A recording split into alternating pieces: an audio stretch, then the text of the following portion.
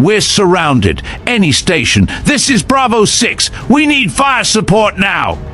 Gunfire ripped the night apart. Below, the SEALs were seconds from being overrun, but on a wind-scoured ridge no one was watching. She was already in position, prone, breathing slow, one gloved finger brushing the trigger. Her eyes, steady through the scope, tracked the machine gun tearing Bravo 6 to pieces. One squeeze, one shot. The gunner dropped. The battlefield froze. No one down there knew her name. No one knew why she'd come back after vanishing from the teams. But tonight, the ridge was hers, and the fight had just changed. This is Veteranbiker. Comment 1 if you're new, 2 if you've been with us, 3 if you ride with us every week. Like, subscribe, and stay to the end. The wind knifed through the Zardak Gorge, carrying with it the staccato roar of automatic fire. Dust rose from the shattered ground in thin, angry spirals. Bravo 6 was pinned. Backs pressed to jagged rock, vision smeared with grit, breath drawn in ragged pulls. From 3 elevated positions, enemy fire chewed the canyon walls, sending chips of stone tumbling like shrapnel. Every exit was stitched shut with overlapping fields of lead. No one spoke of retreat. There was nowhere left to go. Through the rattle of rifle bursts, a new sound cracked the air. One single shot, not hurried, not desperate. A sound with weight, with certainty. Across the valley, a machine gun abruptly choked, the gunner's silhouette crumpling behind his weapon. The line of tracer fire that had been pinning them from the east guttered out, leaving an unnatural pocket of silence in the storm. Heads jerked toward one another, eyes wide, not in relief, but in confusion. Before anyone could form the question, the radio hissed, a calm voice sliding into their comms on a channel none of them recognized. Sentinel 9 active. Stand by for extraction window. No name, no unit. Just those words, delivered with the measured cadence of someone who wasn't guessing. 12 hours earlier, far from the dust and blood of the gorge, the air at Forward Operating Base Stonehaven smelled faintly of solvent and oiled steel. In a corner of the armory, where the fluorescent lights flickered with lazy disinterest, Ilara Vance worked in silence. Her left hand was bound in a wide strip of black magnetic therapy cloth, the kind issued to veterans with nerve damage when surgery could no longer promise miracles. The wrap clung snugly against bone and tendon, allowing her to thread the fine cleaning rod into the bore of a Nemesis LR-25 with a surgeon's steadiness. Around her, the room had its own rhythm.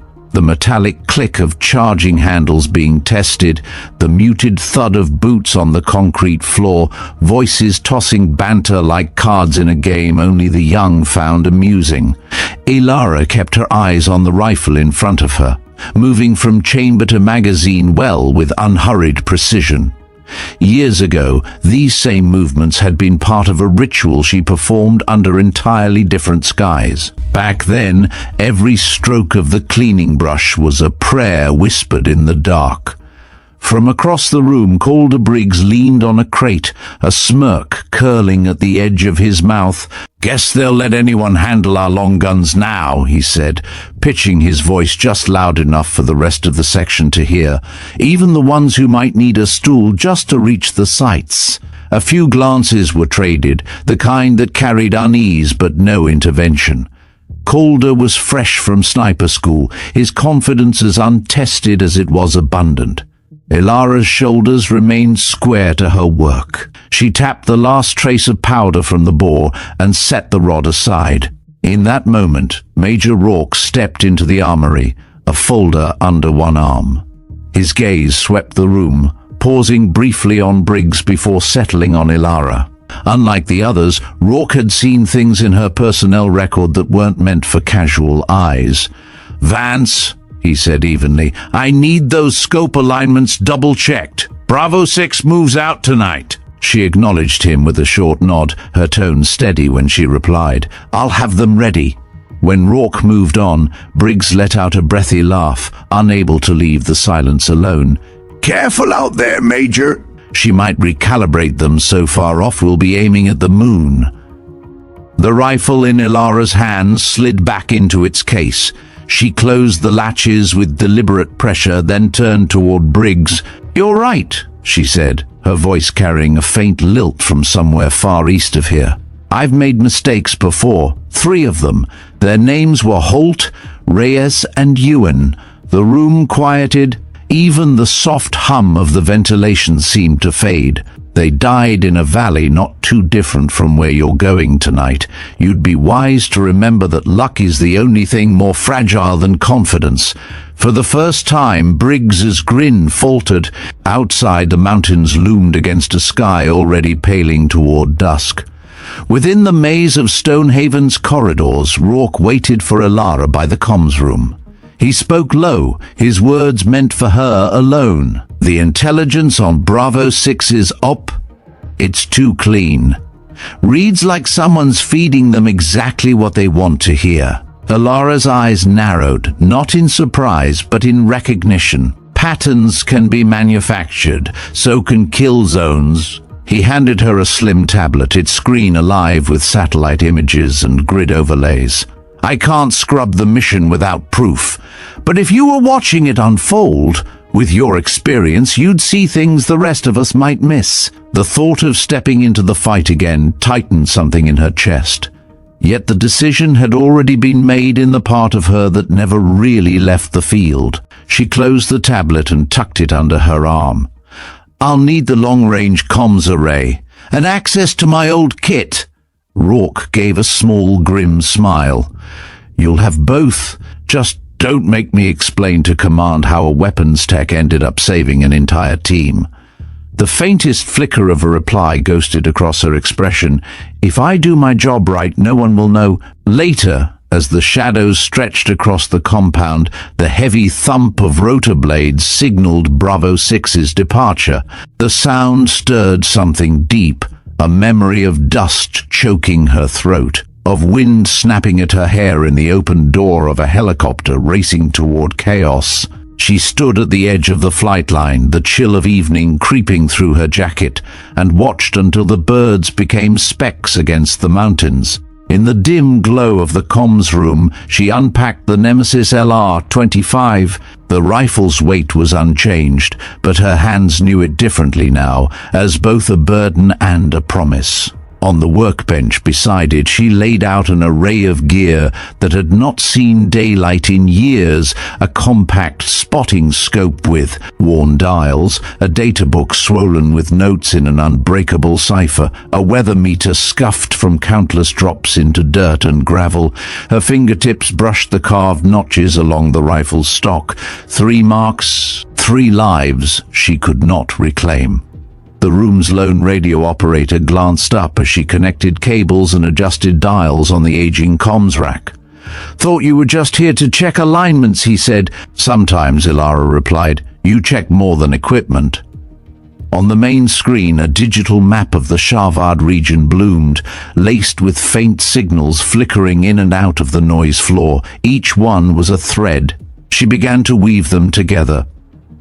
In the gorge, hours later, Bravo 6 would fight for every heartbeat, and far above them, someone would be waiting, scope to her eye, already knowing where the first shot must fall. The hum of the comms array was the only sound in the room, a steady undertone that seemed to pull Ilara deeper into the work. On the display, lines of encrypted chatter scrolled like the pulse of a hidden world, bursts of data rising and falling in erratic rhythm. She tracked each anomaly with the precision of someone who had learned to read between signals, searching for the pattern behind the noise. Outside, the mountains were shedding the last light of day, their ridges painted in copper and shadow. Stonehaven was winding into its night routine, vehicles returning from patrol, generators coughing to life, the smell of fuel drifting on the thin air. Somewhere beyond those walls, Bravo 6 was closing in on their insertion point, unaware of how closely the shape of their mission mirrored another from years ago. Ilara adjusted her seat, leaning closer to the array. A narrow spike appeared on the spectrum analyzer. Too brief to be idle static, too deliberate to be coincidence. She followed it to its source, layering maps and signal logs until a picture began to emerge. Enemy positions weren't static, they shifted in response to invisible cues, movements choreographed with an accuracy that hinted at a guiding hand. She recognized the structure, a decoy command post pulling attention while secondary teams maneuvered into place. It was the same tactic that had closed the jaws on her own unit. She keyed in a secure message, sending a red flag alert to Rourke. Within seconds, his voice came through the direct line. "You're sure?" "Certain," she said. "They've set the stage. All that's left is to wait for the curtain to fall." There was a pause, the kind that weighed options too fast to articulate. "Command won't scrub it on your suspicion alone. It's not suspicion, it's replication. The same formation, the same false entry points, the same calm silence just before engagement. They're baiting them in. I can't change their route without hard proof. Then I'll get it." She cut the line before he could argue. Her focus narrowed to the web of enemy signals, charting them with deliberate strokes on a digital overlay. The Nemesis lay assembled on the bench beside her, the matte black barrel catching the faint green of the display. Her gear was already prepped, magazines lined in a neat row, the weather meter clipped to her vest. She moved like a shadow through the corridors of Stonehaven, bypassing the main gates and slipping into the lesser-used service route that skirted the southern perimeter. The guards barely glanced at her. A weapons tech moving equipment drew no suspicion. Outside the wire, the night air hit with a sharp drop in temperature, carrying the faint metallic tang of approaching weather. The terrain beyond the base was a quilt of shale slopes and thorned scrub, the ground uneven and brittle under her boots. Each step was measured, conserving strength for the climb ahead. She knew exactly where she was going. A ledge that overlooked the Zardak Gorge from a height no one would think to search. The path was brutal, a narrow cut between stone walls that forced her to move single file through darkness and pale slivers of moonlight. She scaled the first ridge without breaking pace, the memory of past descents guiding her feet as surely as the faint glow of her GPS. The second rise was steeper, its surface loose underfoot, forcing her to use hands and knees to gain purchase. Thorns caught at her sleeves, scoring faint lines against the fabric, but she didn't slow. Every minute lost was a minute Bravo 6 remained exposed. Halfway up, she paused, crouching low as a cluster of lights swept across the valley floor. Enemy scouts moving along a lower trail, their voices floated up in bursts of a language she understood only in fragments, enough to catch the urgency in their tone. They passed without looking up, and she resumed her climb, each movement deliberate to avoid dislodging stones that would betray her. The final ascent opened onto a plateau of weathered rock, the wind sharper here, tasting faintly of rain. She moved to the far edge, unpacking the Nemesis and locking its bipod into a natural groove between stones. The scope's reticle came alive in her eye, painting the gorge below in sharp relief. Through the glass, she could see Bravo 6 advancing along a dry riverbed, their formation tight, unaware of the arcs of fire already aligning against them. Ilara shifted her view to the high ridges flanking the gorge. Heat signatures marked 3 heavy positions, their barrels trained to converge on the kill zone. She tracked one arc back to a figure crouched over a portable command station, his attention fixed on the screen. He was the conductor here, coordinating the trap. She breathed out slowly, adjusting for the wind slicing across her position. The first shot would not be to kill. The point was to fracture their rhythm, force them to react instead of execute. She aimed for the equipment, the crosshairs settling over the device's casing. The rifle's report cracked through the night, echoing along the stone like a warning shot from the earth itself. In the scope, she saw the device splinter, shards of glass and metal spraying across the operator's face. He recoiled, clutching at his eyes, and the controlled cadence of fire from the ridges broke into uneven bursts. On the gorge floor, Bravo 6 hesitated, then pressed forward under the sudden slackening of fire.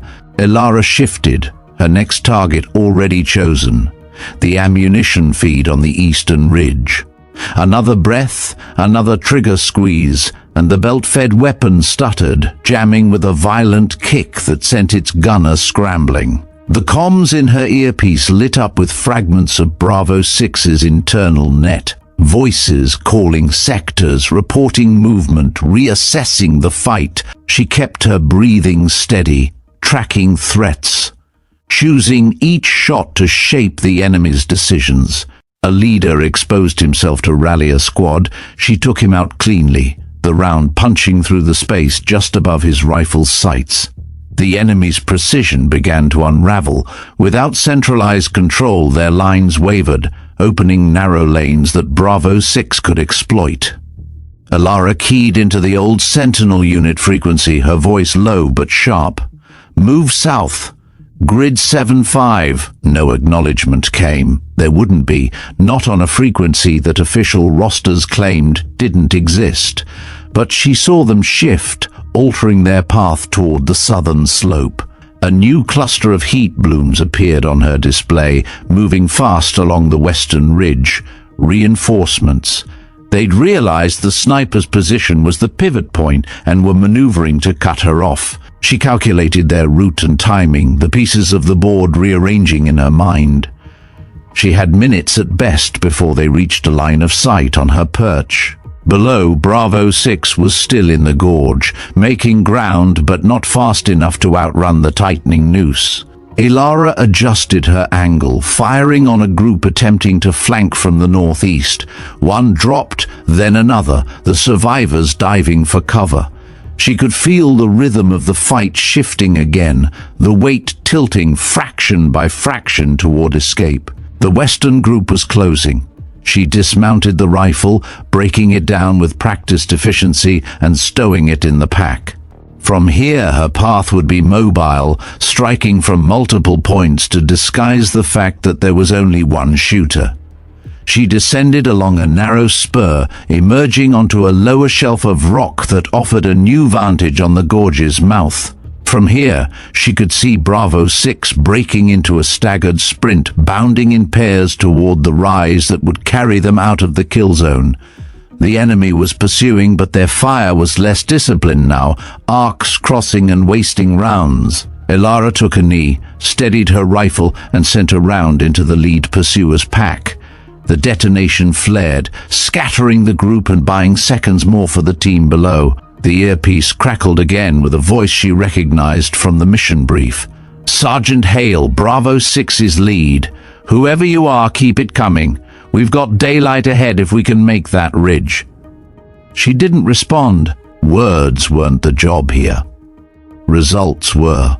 The gorge began to narrow behind Bravo 6, the walls funneling their retreat into a single climb. It was a choke point, perfect for defense but deadly if the pursuers gained it first. Elara shifted fire to targets along that route, slowing the enemy's advance with each precise hit. Her position was compromised. The western group crested a ridge opposite her, muzzles flashing in the dark. She dropped behind cover, shards of rock stinging her cheek as rounds struck the ledge. She moved laterally, crouched low, circling toward an exit route she'd mapped long before tonight. Each turn was chosen to keep her unseen, to draw the chase away from the team still fighting their way up the slope. The last she saw of Bravo 6 in that phase was a flash of movement at the ridge's edge, silhouettes hauling one another over the crest. Beyond them, the pale wash of the open plateau promised space and survival. Elara disappeared into the folds of the mountain, the nemesis cradled close, her boots finding the old smuggler's path by memory. The fight wasn't finished. It was only shifting to a different part of the map, and she would be there when it did. Alara kept low as she moved along the jagged contour, every footfall measured to avoid the loose scree that could betray her position.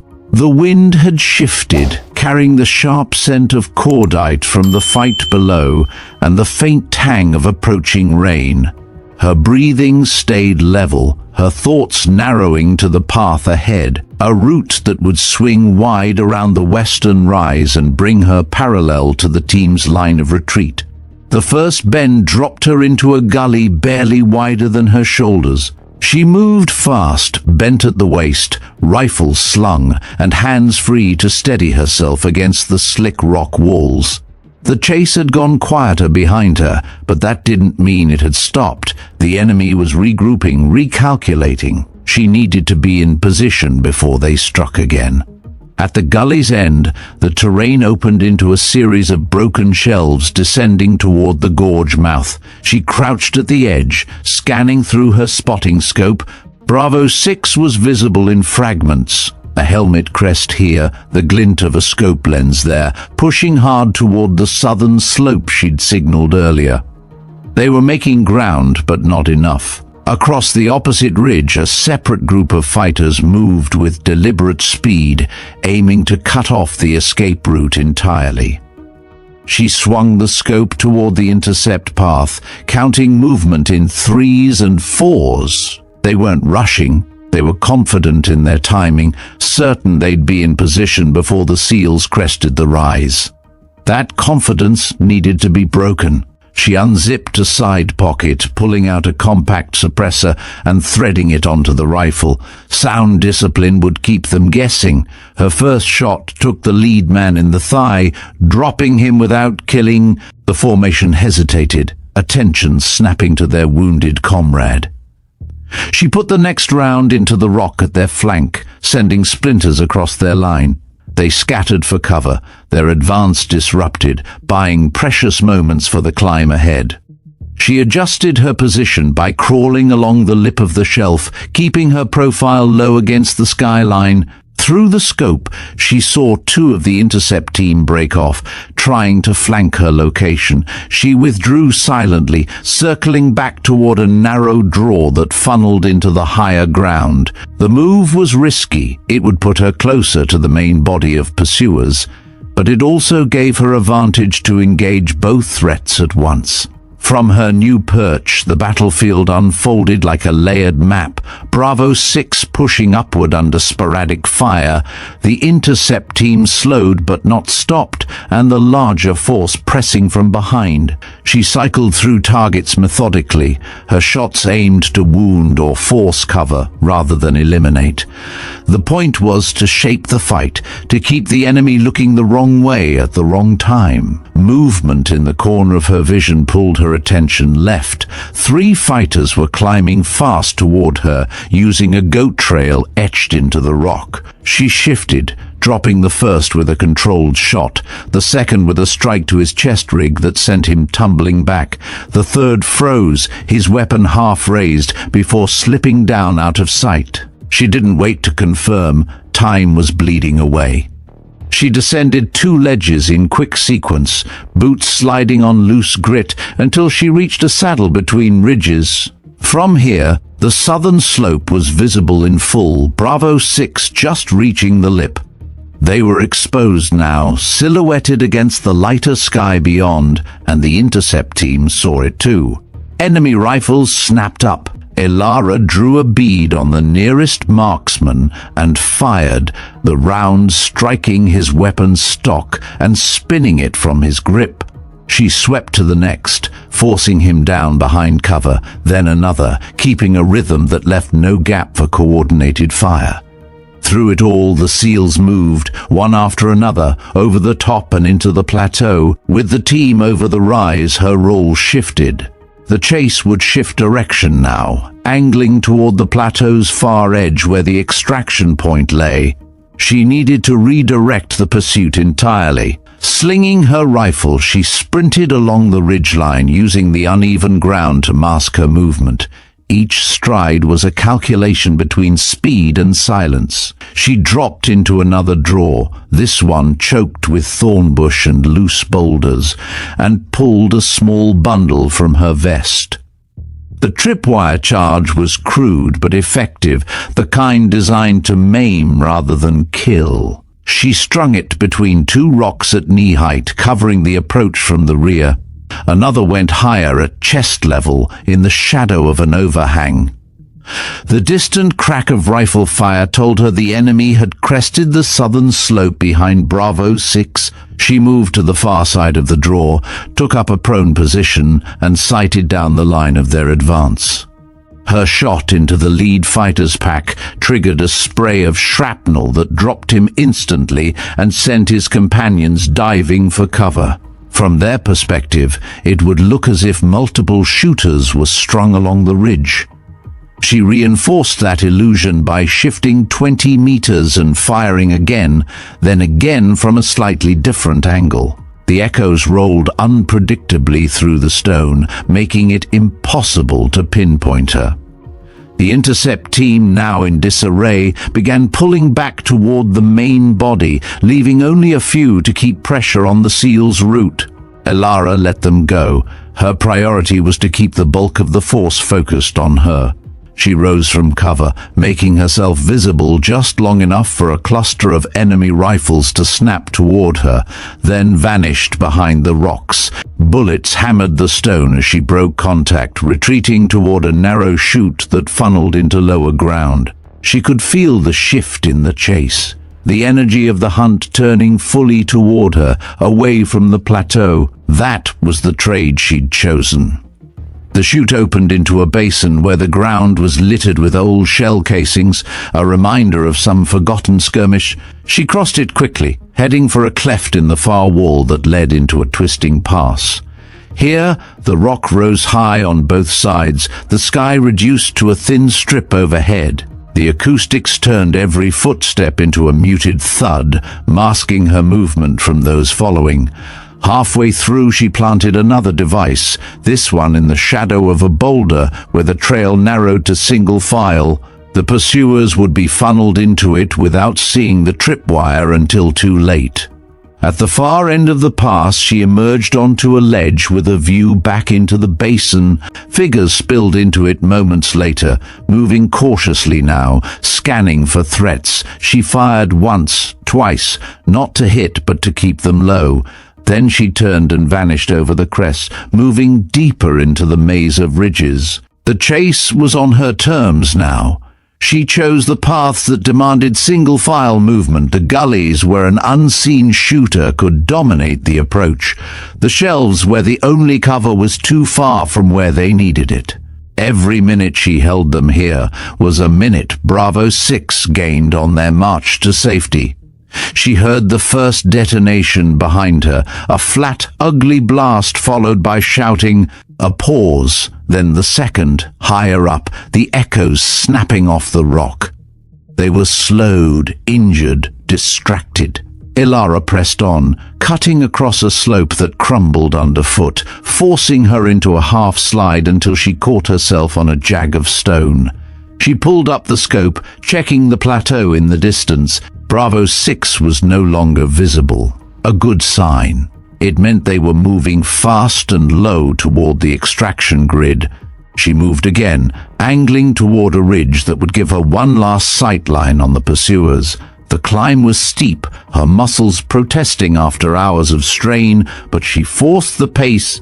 At the top, she set the rifle on its bipod and scanned. The enemy was spread thin now, the lead element still dogged but the rear falling behind. She began picking them off in sequence, targeting those who were pushing the hardest, cutting into the momentum of the chase.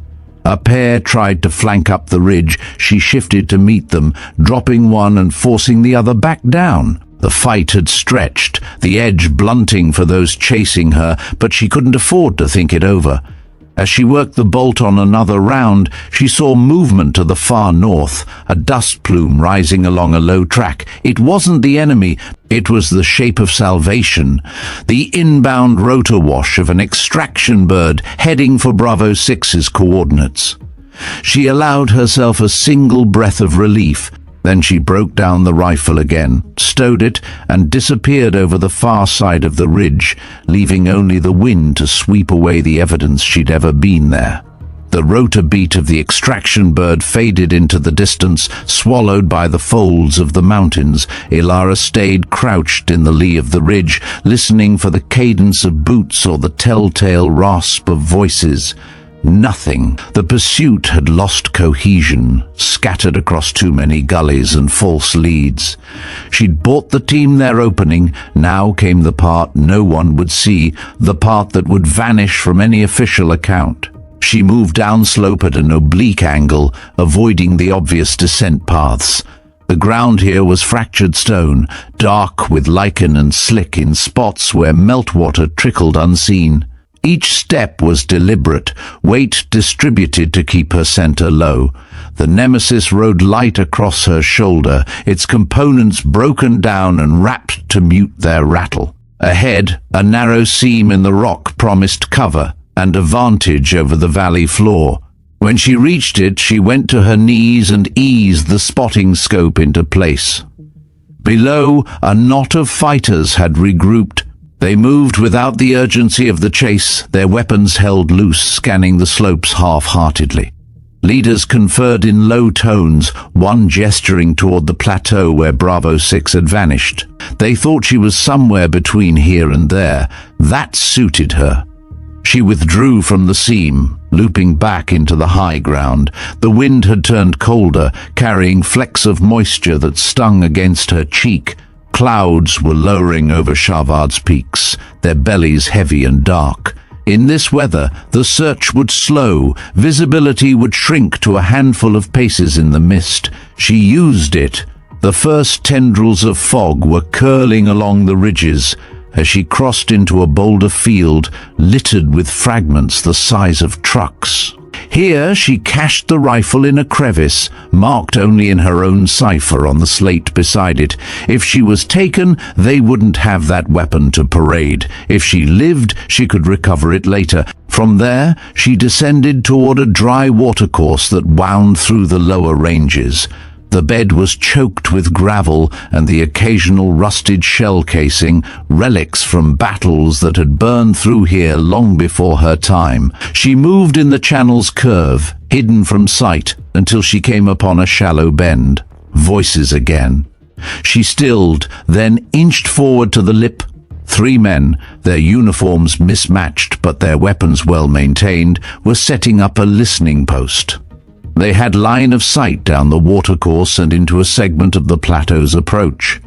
Left alone, they'd be a hazard to the extraction. She checked her watch, counted backward from what she knew of the team's pace. There was time, but not enough to be careless. She eased the suppressed sidearm from its holster, marked the arcs of each man's vision. 2 quick steps out of cover, 2 rounds placed center mass, and the third man spun, eyes wide, before her follow-up took him in the throat. She dragged the bodies into the brush, cleared their kit of radios and ammunition, and dumped the rifles into the deepest pool she could find under the gravel. It wasn't elegant, but it would delay their discovery until well after sunrise. By the time she climbed out of the watercourse, the fog had thickened into a pale wall. She navigated by memory and compass, cutting a diagonal that would put her between any trailing forces and the plateau. Her legs burned from the climb, her breathing measured and quiet. She couldn't hear the fighters anymore, but that didn't mean they were gone. Only that the mist swallowed their sounds before they reached her. She crested another ridge, lower than the one she'd held earlier, and dropped into a crouch to survey what little she could see. The valley below was a smear of grey, but movement stirred within it, faint shadows pacing, stopping, shifting direction. The enemy was probing now, no longer certain where she'd gone. That uncertainty was leverage. She reached into her pack and pulled out the compact signal jammer. Flipping it on, she tuned it to the frequency she'd intercepted earlier, the one carrying orders between dispersed units. Static flared in her earpiece. Down in the mist, two of the shadows halted, gesturing as if trying to make sense of a sudden silence. She left the jammer running and moved laterally along the ridge, pausing at intervals to throw a rock into the scree or shift a loose stone just enough to clatter. In the fog, every sound became magnified, its source impossible to pin. She was building a ghost for them to chase, an invisible presence that seemed to be everywhere at once. The ruse worked longer than she expected.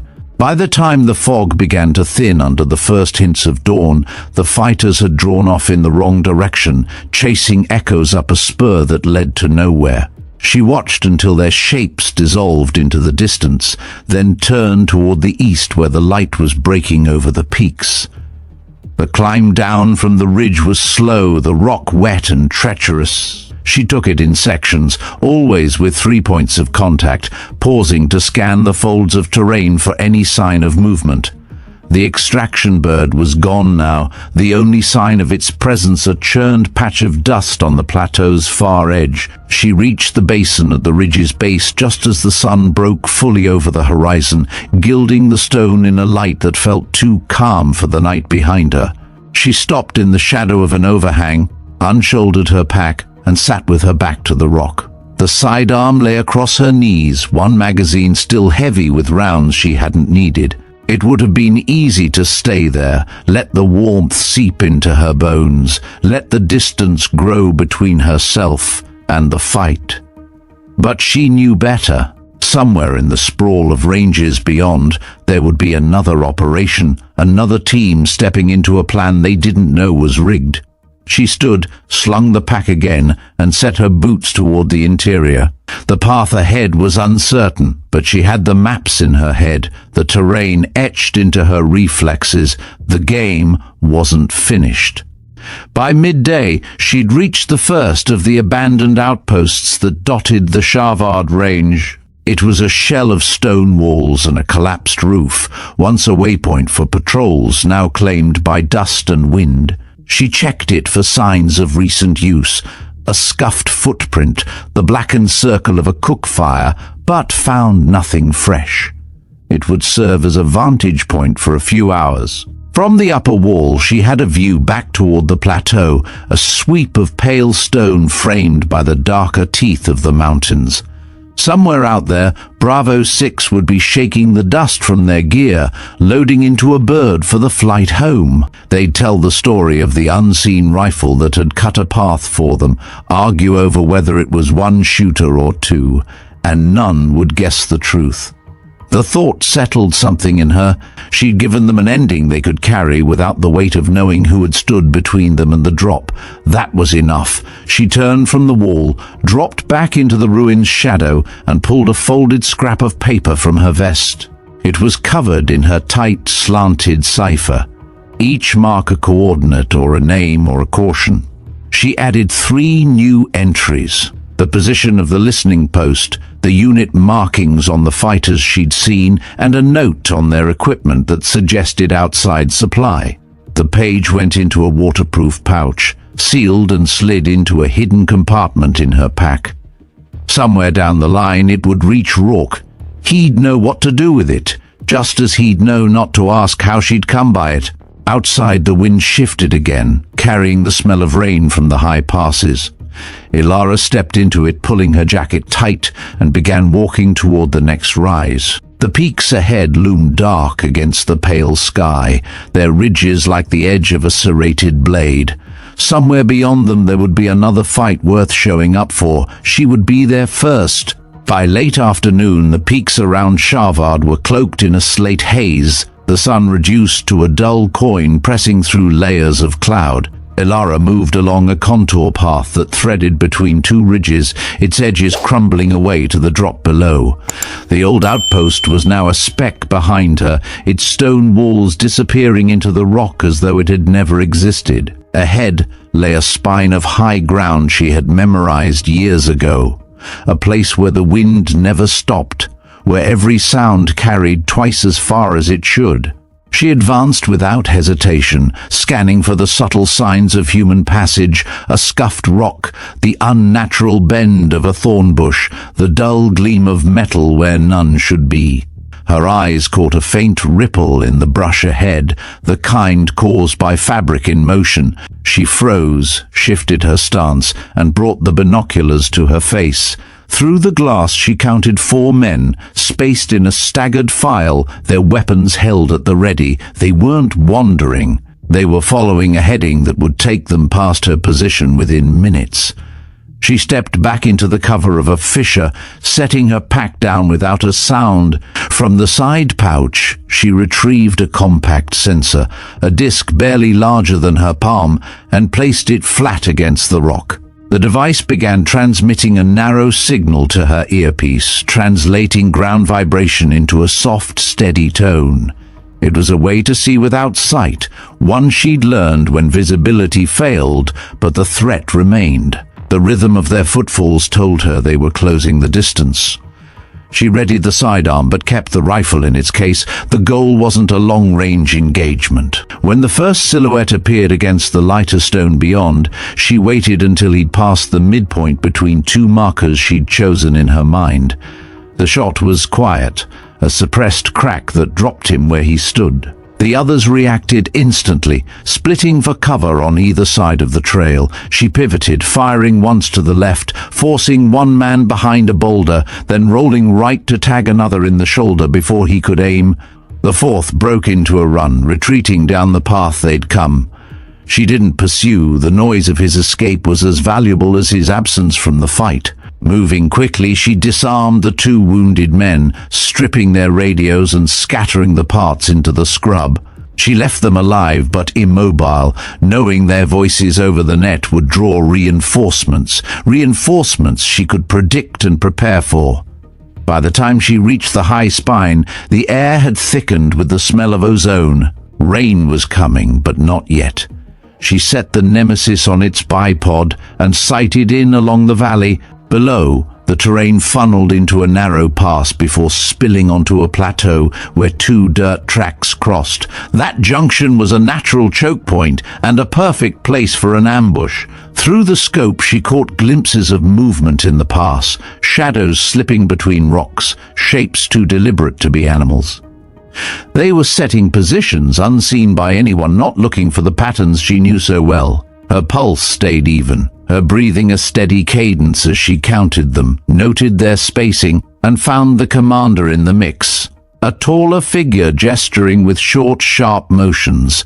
Her first shot took the rock beside his head, the impact spraying grit into his eyes and forcing him down.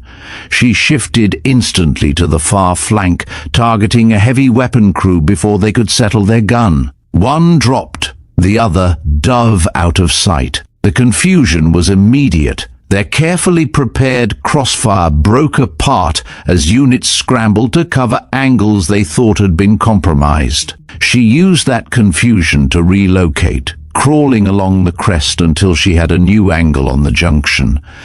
This time she aimed for their communications relay, a small antenna ray hidden behind a boulder. The round struck the base, snapping cables and toppling it onto its side. Down in the pass, a runner bolted toward the rear, likely to carry word of the disruption. She let him go. The more they relied on foot messengers, the slower their coordination would be. As she settled back behind the rifle, the first drops of rain began to fall, pattering against the rock around her. The sound covered her movements as she packed the weapon away and slid down the lee side of the ridge. She knew the enemy would be probing upward now, searching for the shooter who had unmade their ambush before it began. The descent was rough, the ground turning slick under her boots. She used the butt of her sidearm as a brace on the steeper pitches, lowering herself with controlled slides where the stone offered no holds. At the base, she moved into a run, following a faint animal trail that curved toward the rear of the pass. The rain thickened, turning into a steady curtain that blurred the edges of the world. She welcomed it. Visibility cut both ways, and her path was easier to hide now. She circled wide, coming in behind a cluster of fighters who were still focused on the plateau. Drawing the suppressed pistol again, she worked methodically. 2 shots at close range, another when one tried to flee into the rocks. By the time the rain began to ease, the pass had gone quiet. The ambush was broken, the survivors scattered in the wrong directions. She stood for a moment in the damp air, feeling the muscles in her shoulders unwind, just enough to remind her they'd been clenched for hours. Her attention shifted back toward the plateau. Somewhere beyond it, Bravo 6 would be making their way toward a secondary extraction zone. She had no comms link with them now, that was by design, but her mental map of the terrain told her where they'd go next. If she moved quickly, she could sweep the approach and clear it before the team arrived. She set off along the base of the ridge, skirting the pools of water gathering in the low spots. Each step was chosen to leave the smallest possible print in the mud. The sky above was beginning to lighten again as the clouds drifted east, revealing the ridgeline in sharper relief.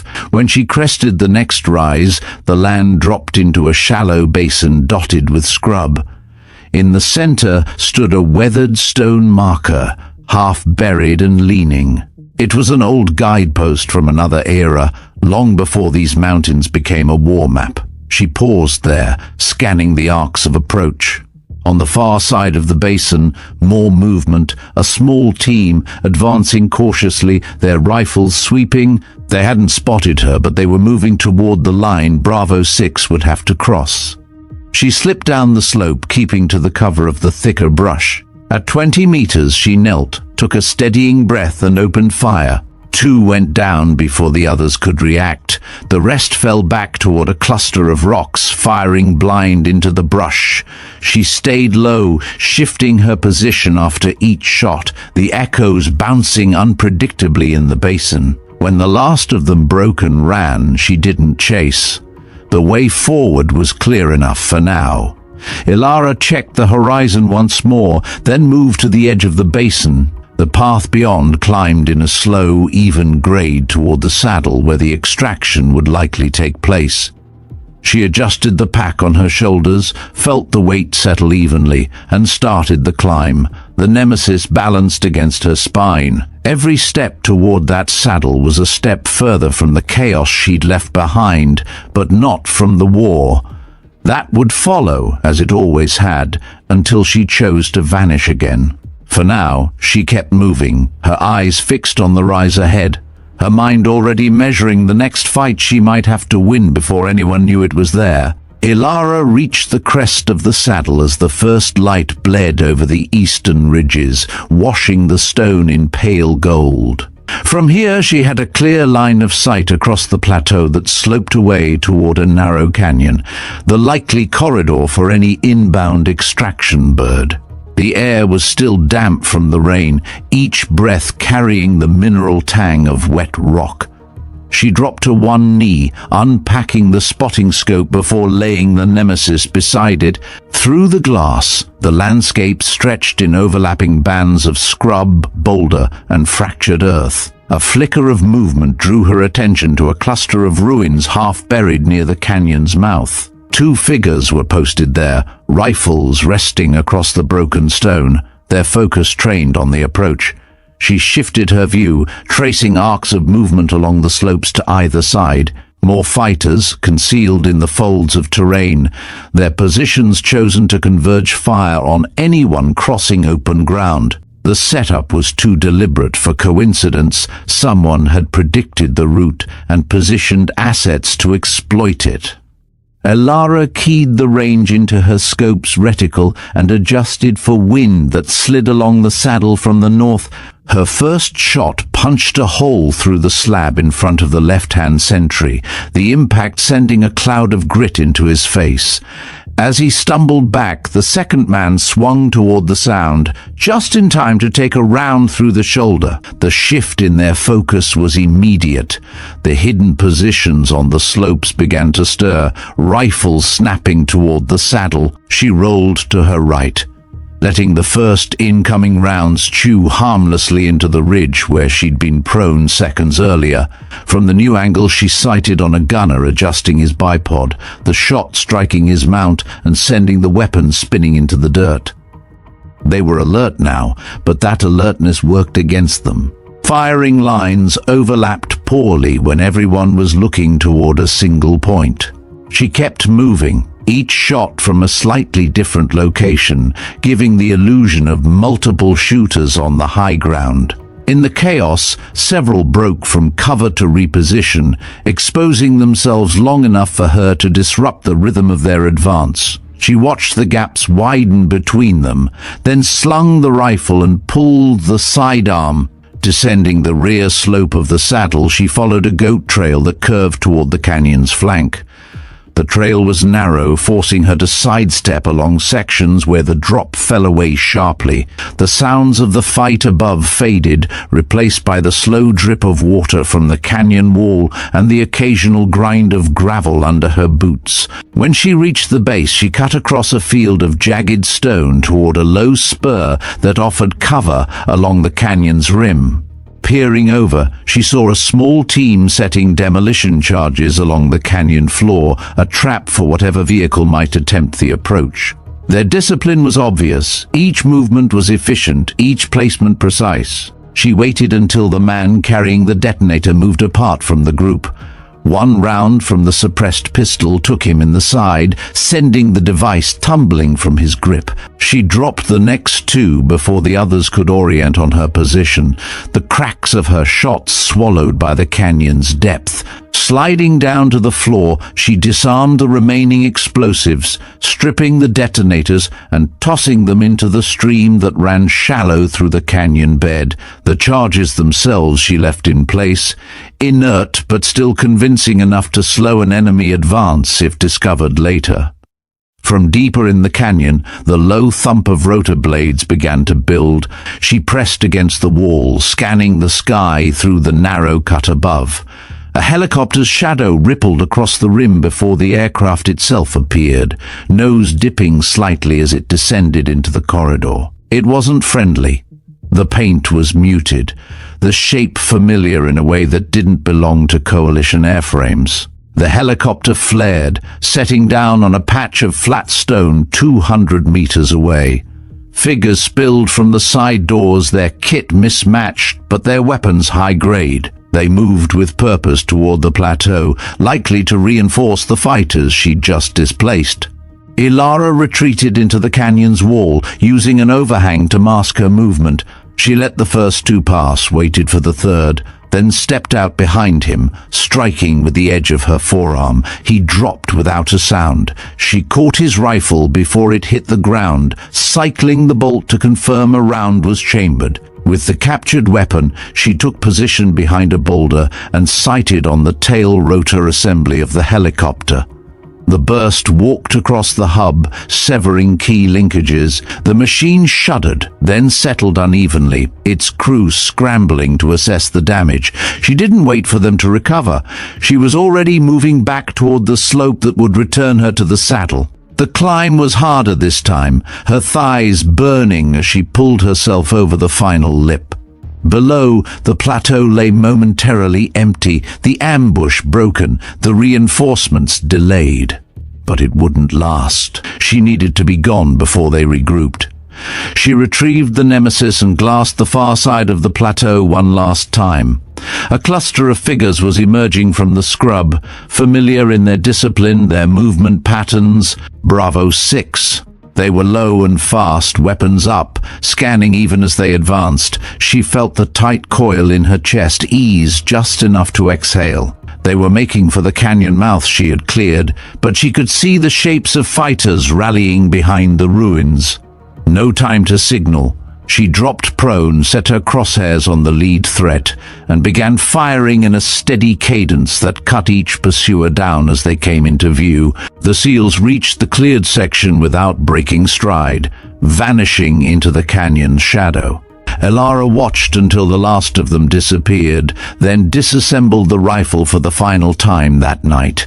She stowed each part carefully, tightened the pack straps, and started down the opposite side of the saddle. The light was shifting again, the angle of the sun turning the stone a deeper hue.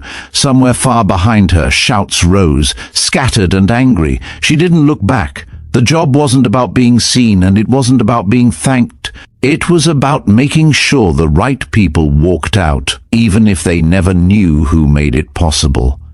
The sound of the canyon faded, replaced by the quiet breath of the wind moving between ridges. She followed it deeper into the range, her boots finding the hidden trails she'd marked long ago, vanishing into the same silence from which she'd come. Elara moved steadily through a tangle of narrow draws, her path cutting away from the canyon toward the deeper folds of the Shavard range. The air was cooler here, the wind threading low over the ridgelines and whispering through clusters of dry brush. She carried her weight evenly, each step a calculation of silence and stability. The ground alternated between firm, dark gravel and patches of pale stone that reflected the late light in muted glints. By the time she reached the mouth of a dry ravine, the light was beginning to flatten. She paused under the shadow of an overhang, scanning the higher slopes. A flicker of color among the rocks, too angular to be natural, marked the edge of a camouflaged tarp. She adjusted her angle, peering through a gap in the stone. Under the tarp, two men crouched over a radio unit, one speaking in short, clipped bursts, the other scribbling notes. She dropped to a knee and set the Nemesis's bipod in the dirt, adjusting her elevation until the first man's shoulder filled the reticle. The shot was muffled against the rock walls, the round striking cleanly. The second man spun, hand going for his rifle, and she shifted just enough to send the follow-up through the barrel of the weapon before he could bring it up. He dove aside, scrambling for cover, but she was already moving. Circling wide, she came in from behind their position. The surviving operator looked up at the shadow falling over him, his eyes widening before the edge of her boot sent his radio skidding out of reach. She bound his hands with a section of comms wire, leaving him sitting against the stone. His gear went into her pack. His voice would not carry to anyone beyond these walls. From the ridge above the ravine, she could see the next stretch of country, a lattice of gullies feeding into a single broad valley. Movement in the far distance caught her attention, a line of figures emerging from behind a low rise, their gait measured and weapons ready. It wasn't a patrol, their formation was too deliberate, their spacing precise. Reinforcements, likely drawn by the silence on the other end of the radio she'd just cut. She tracked them through the scope until they began to fan out along the valley floor. Their leader paused near a scatter of rocks, gesturing toward the upper slopes. She followed his line, spotting two more fighters climbing toward a high perch. That would give them a commanding view over the valley, a problem if left unchecked. Elara broke from her position, angling across the slope to intercept. The climb was steep, the rock flaking away under her boots, but she kept her balance, hauling herself upward with one hand while the other steadied the rifle across her back. She reached the upper lip just as the two climbers crested from the other side. The first never saw her. She stepped in close, driving her shoulder into his chest and sending him backward down the incline. The second raised his rifle, but her shot caught the weapon's fore end, splintering it and forcing him to drop it. He turned to run and she let him. His retreat would draw more eyes upward, away from the valley's center.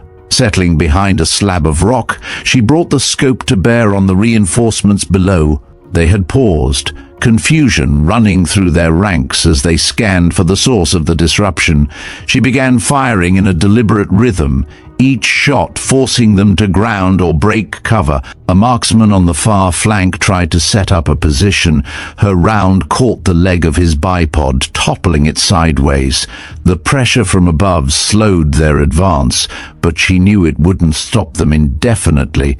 When their leader signaled for a retreat to the low rise, she eased back from the edge, slipping into a narrow chute that dropped toward the valley's northern rim. From there, she could reposition to shadow them without being seen. The chute opened into a shallow basin littered with shattered rock. She crossed it quickly, keeping low, and climbed to a point where she could see the low rise clearly. The group had gathered there, some tending to the wounded, others scanning the ridges with binoculars. She studied the terrain around them, noting the approach routes and the blind spots. A cluster of thorn bushes to their west concealed a clear firing lane. She moved into it, crawling the last few meters on her stomach until she had a clean angle. The first 2 shots took down sentries on opposite flanks, breaking their perimeter in an instant. The rest scattered for cover, firing toward the ridge she'd left minutes before. She shifted again, letting their attention stay fixed on the wrong direction. From the new position, she targeted their supply packs, punching rounds through water bladders and ammunition pouches. Gear spilled into the dirt, and in the scramble to recover it, their formation fractured completely. Ilara withdrew before they could reorganize, circling back toward a ridge that overlooked the far end of the valley. She kept to the shadows, her route masked by the uneven terrain. At the ridge's crest, she lay prone and swept the area with her optics. The low rise was empty now, the reinforcements retreating in small groups toward the hills to the east. The sun was dropping fast, painting the peaks in deep orange. She used the fading light to cover her descent, moving toward a saddle that would take her deeper into the range. Beyond it lay a network of trails she could use to vanish entirely, but not before making sure no further threats remained between her and Bravo 6's exit corridor. Crossing the saddle, she found herself looking down into a gorge cut narrow by centuries of runoff. At its base, a thin stream glinted in the last light. More importantly, she saw movement, a team of fighters working to set a barricade across the gorge floor.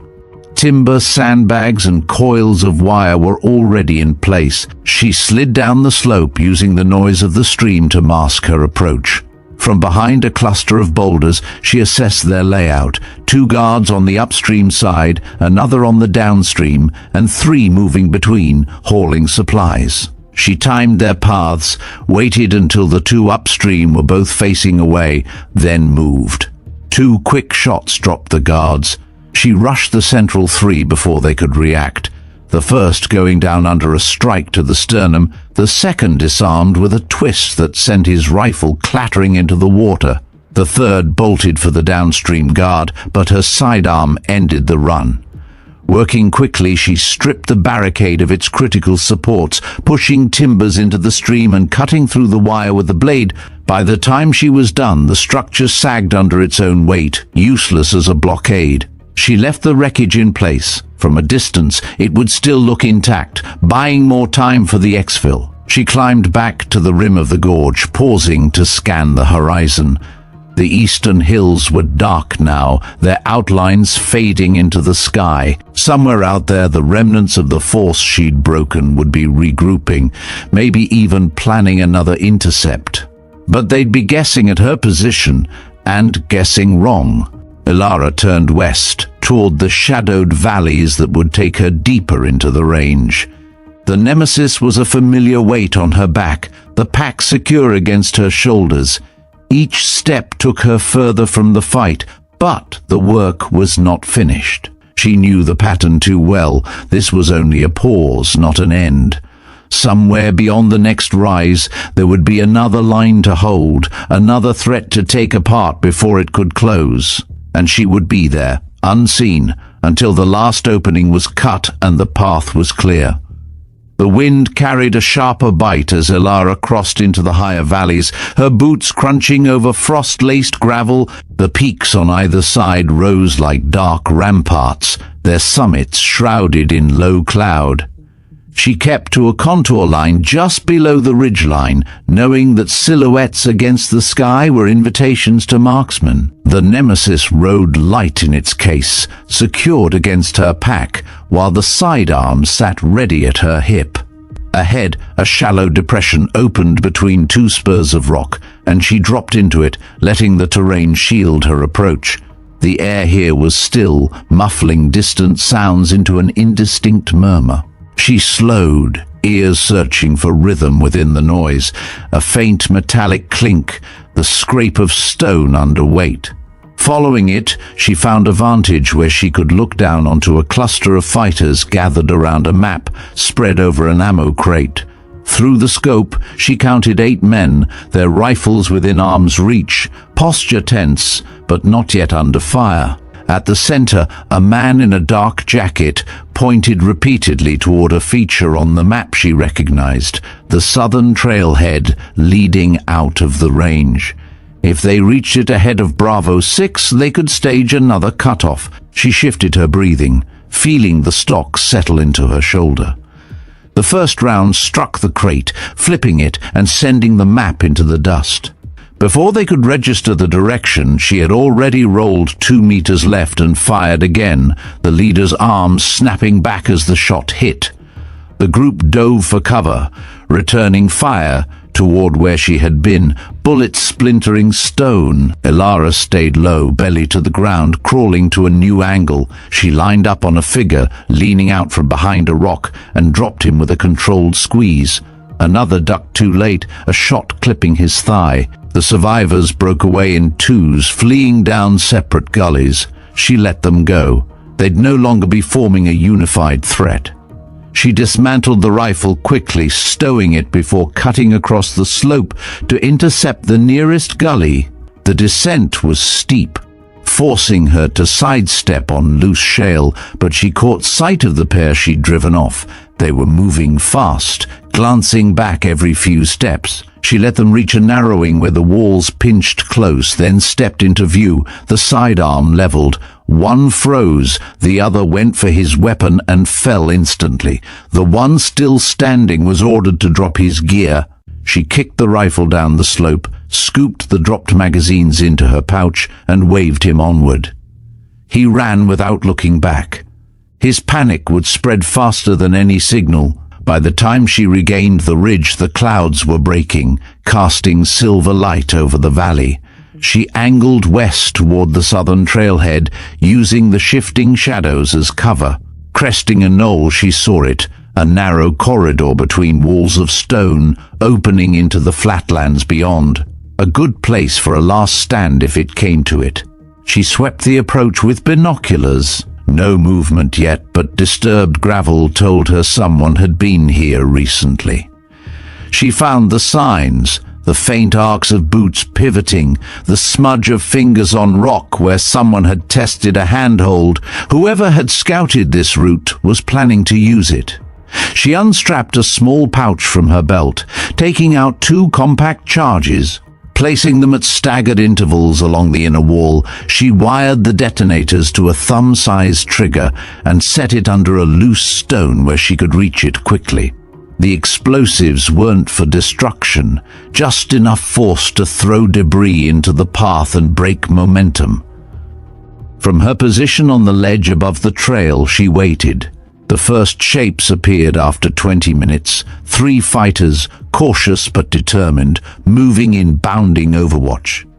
She let them pass the first charge before pressing the trigger. The blast kicked a curtain of dust into the corridor, echoing off the walls and sending them scrambling for cover. While they choked on the haze, she shifted position and fired, the shots echoing in the confined space, giving the impression of more than one shooter.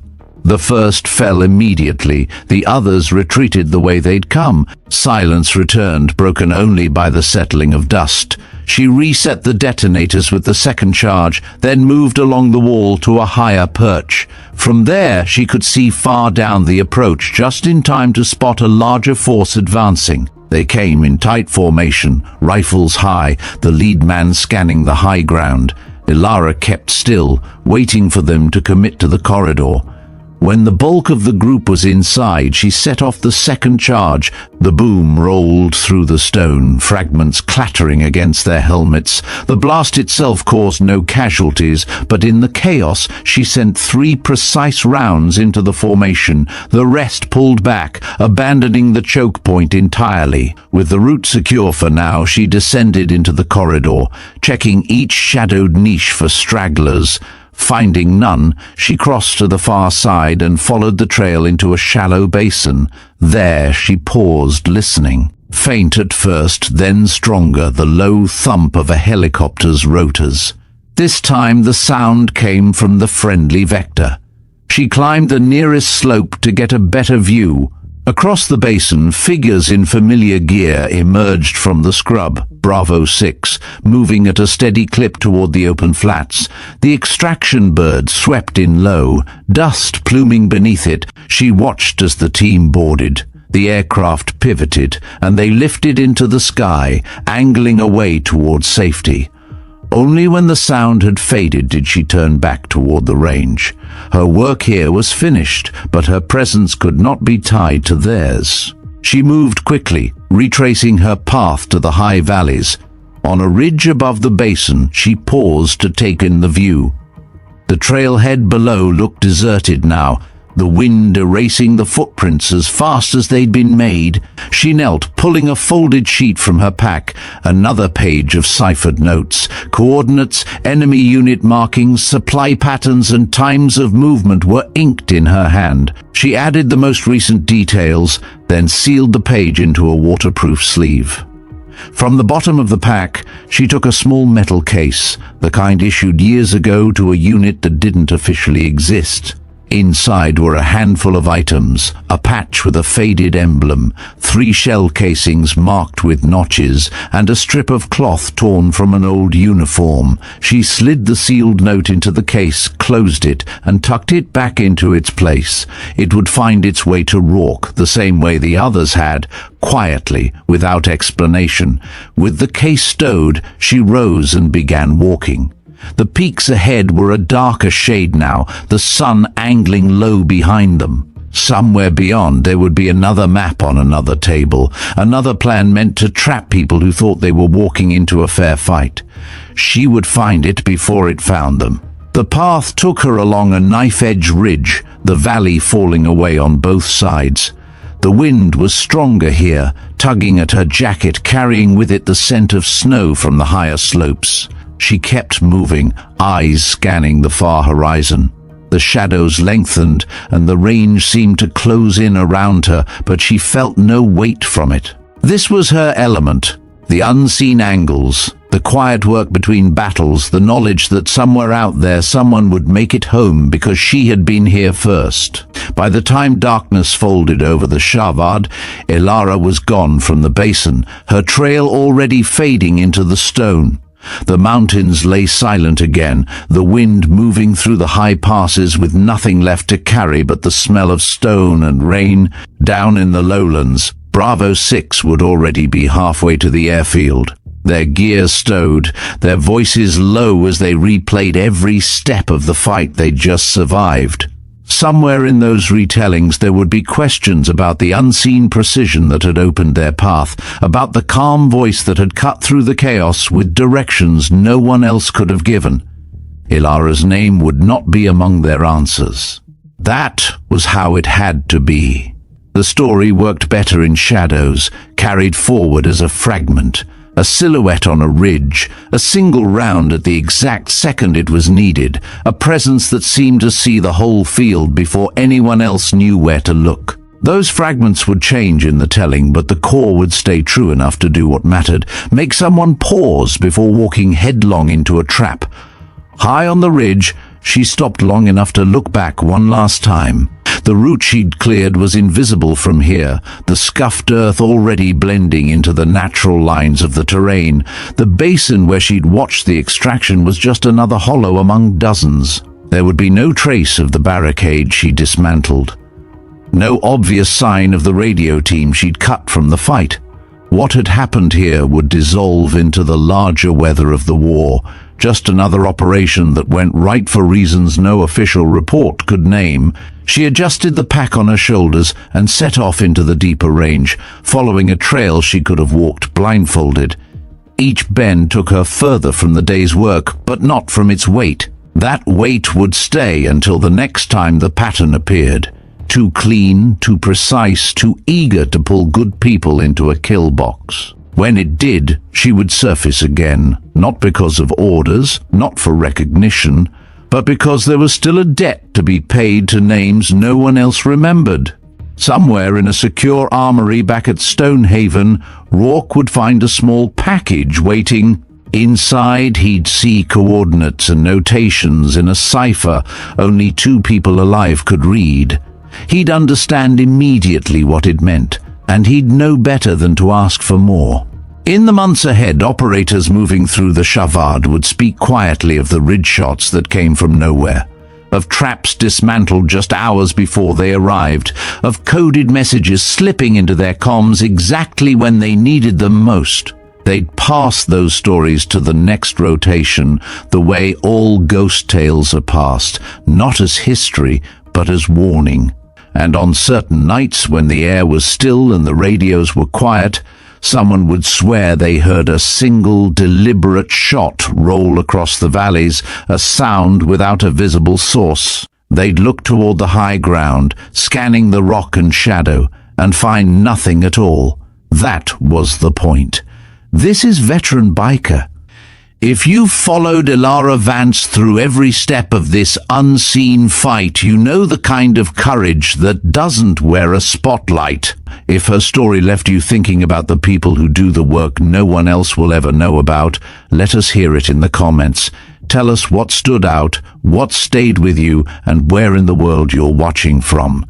Thank you for riding with us. Make sure you're subscribed to Veteranbiker and check out the other stories waiting on your screen now. Stories of grit, resolve, and the quiet victories that change everything.